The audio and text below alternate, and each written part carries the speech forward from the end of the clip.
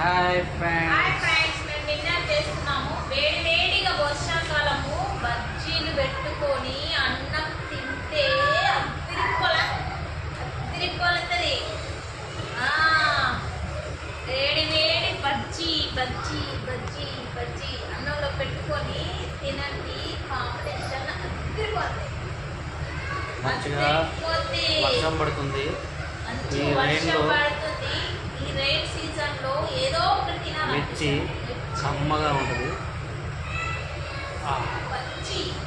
నేనైతే అన్నంలో పెట్టుకొని తింటున్నా. మా సార్కి మాత్రం నేను చపాతీ చేసిన చపాతీ తింటున్నాడు డిన్నర్.